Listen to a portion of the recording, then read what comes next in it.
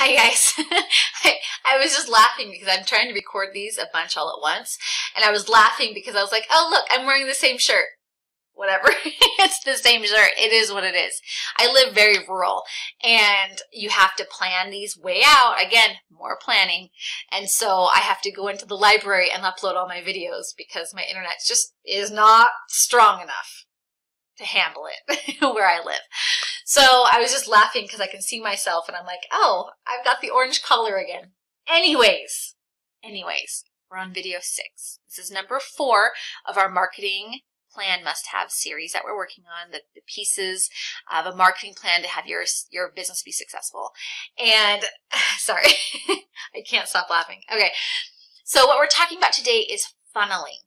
Now, the last 3 videos, we've talked about your assets, the things that you can sell. I love that. You have your lists in front of you because we're going to start talking about funneling and how we're going to put those lists into funnels and how we're going to make them work for you. Okay? And this is where series really come in, and this is where your branding knowledge really comes in. We're going to actually dissect how I run my Clearwater County world and how it actually works for funneling. Okay, this is just for an example so that you can kind of see how this works. This funneling ideal and how the metrics of it and the logistics of it work can apply to any brand as long as the brand is consistent. Okay, so if you are just doing book 1 and you only have 1 book out or only have 1 blog post out or only have 1 podcast out, whatever your content is, if you only have 1 out, that's okay. There's ways to market it in a funnel aspect. Okay, so I'm going to put up a picture of a funnel. Ding!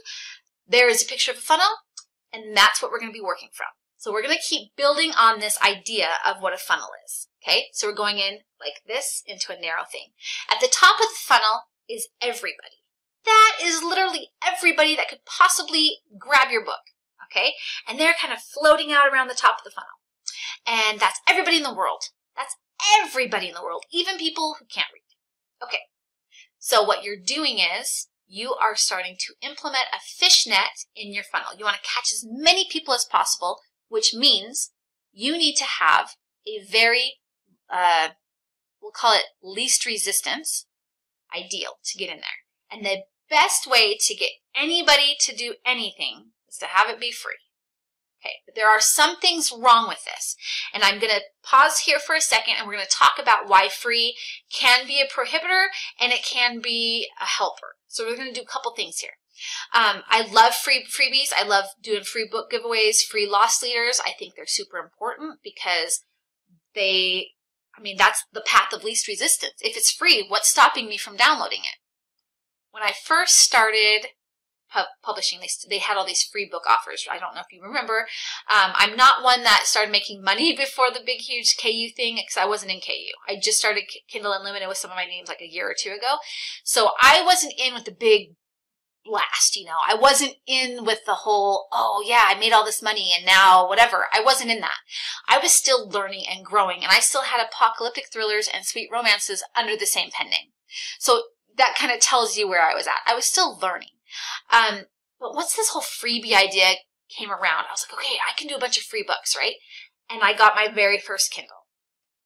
Oh my gosh. I went and downloaded every single free book I could in like 3 hours. Everything. So I took 3 hours and I downloaded every free book. I still have some of those books on there, and I'm not going to lie, I do not care about, I don't even remember, I was flipping through the books and one of them was like, I guarantee it was a freebie when I bought it. It must have been like 6 years ago, and it was weird. It was like canning. I don't can. I freeze dry. So I was like, wait, why did I get this? But it was a free book, right? So I stockpiled all these free books that I possibly could, whether I was going to read them or not. That makes me think now. I don't do that anymore, obviously, but that made me think as I was looking back on that, and I've been trying to implement free books. I haven't read probably 90% of those books. Yeah, I've gone back and read some. I've loved them. I haven't loved them, whatever. But now I'm more like, ooh, I'm going to download this, but will I read it? So I look at that, and I know that there's a lot of readers out there who will probably never go back to that freebie that they downloaded. Because most people, if they get something free, it doesn't have any value to them. I understand this. I totally understand this because I'm the same way. If I get something free, it was free. It's not a lot of value to me. unless it has something urgent, right? Then I want to read it because first books free in series make me money. I make a lot of money on those. That's why BookBub does so well. That's why, first in series free does so well when it's wide. I mean, there are reasons why first in series does great. A loss leader does great. But there's also going to be things that cause friction, that break it down. So that's something to keep in mind. Do you want to go with the freebie, which is opening up your net, path of least resistance, or do you want to do something more like 99 cents? What is your path of least resistance? So that's what a funnel is. The top part of the funnel is trying to collect everybody that it possibly can, path of least resistance, get as many people into that funnel as possible. So that's where a freebie or a cheapie work. Okay, that's how they get you in. So let's say you have book one though, and you only have one book. You don't want to give that book away for free because what the heck, right? Like, there's your only way of making money. So what if you were like, sign up and get the first 5 chapters free? Perfect, right? Sign up, check out the first 5 chapters free, see if you know it. You just got their newsletter, sign up, path of least resistance, right? If they like the first 5 chapters, they'll buy the rest of the book, right? And hopefully that first book leads to the next book and so on. And they're in your newsletter. Score! So, like, all these things can help you as you're trying to sell just one book. What's another thing that you could do for free that would help make a sale? Let's say you have one audiobook. Well, you get samples. You can get, I think it's 5 minutes, 10 minutes of a sample off of your ACX or your Findaway sites. Just grab those. Put the thing in. Sign up and get a free sample. People don't usually give their newsletter email addresses or their email addresses away for free for just a sample, but other people do it. And if you can get them to do it, that's again, path of least resistance. That's what you want. So let's continue to talk about this. So we have, now let's say you have a series. It's not just one book. We're going to talk about a series. So you have book one free. Awesome. At the back of the book, now this used to be really, really successful. I haven't done this in a while because I usually have other ways that I am pushing the sales of the next books. And so my CTA, call to action, at the back of a book is more directed towards getting them into the next book and also getting them into newsletter signups. So I have different ways of doing that. So one of my opt-ins might be, oh, do you want to learn about the moms? Go read the short story. Do you want to learn about the next book in the series? Grab the next book in the series. So I have different call to actions in the back of my books, different CTAs. However, what worked really good for me, and that took my list from like 3,000 people up to 16,000 people in like 3 months. I mean, it was ridiculous how fast it went up, was in the back of my free book. And the reason I like this is because you can make money from your newsletter list. Like, we want our newsletter list to be there because we can always contact them, right? Like, that's really important because you're actually pinpointing and narrowing down something that you own, that you can re-access them, tell them, retarget them.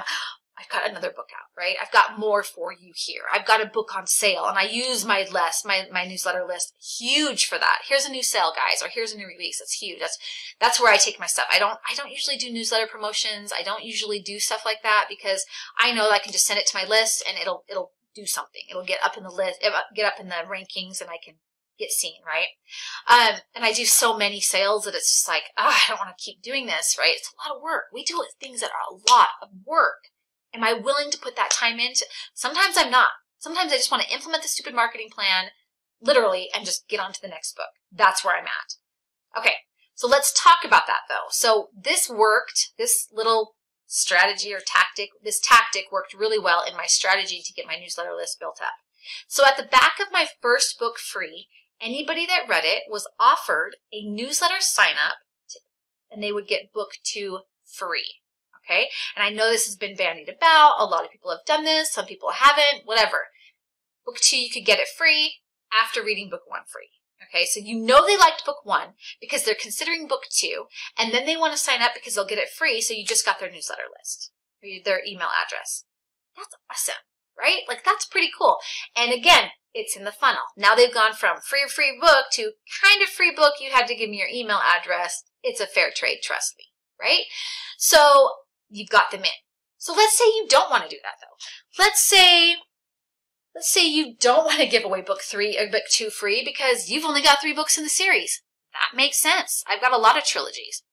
So what if you were like, hey, check out this book and get a discount. Because if you're wide, you can offer discount, right? You can do discounts whatever you want. You can also have the book, if you have 3 books, book 1 free, book 2, $2.99, book 3, $4.99, depending on length and whatever, right? Whatever your brand will support, those are the types of things that you have to keep in mind. So again, cheap prices, keep the funnel open. But as they come further into the funnel of loving your stuff, because they're still here, right? Then you can start upping the game a little bit. How much is that book for? How much, how much are you going to sell this for? Do you have to only tell them sale prices? That I don't ever do sale releases. I don't do cheap release prices. I want the full price for the books because I just worked my bum off for it.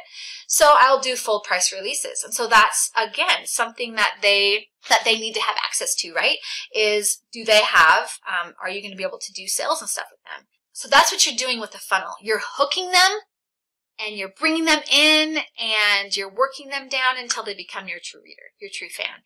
And I know that kind of simplifies it, but that's really all a funnel is. So as you're looking at your marketing plan, what are the types of things that you can do to open your funnel up really big, catch as many readers as possible, and then work them down into that funnel? That's where sales, KCDs come in, promotions come in, freebies come in, box sets come in, all kinds of things come in to create that path of least resistance. Okay, hit subscribe. Next week, we'll be talking about more parts of this marketing plan. I can't wait to talk with you more. We are getting there. I think we're halfway there. We're on video 6, I think, and I think we're going for 10 videos. But lots to learn. Lots to learn. We have 6 more pieces in this marketing, what you should have in your marketing plan. And so, or 4 more pieces, excuse me. My math is off today. So we've got lots to cover, and I'm just so excited. Let me know if you have any questions. Put them below. Visit me at findingyourindie.com. Don't forget to hit subscribe because you don't want to miss what's coming. Thanks, you guys.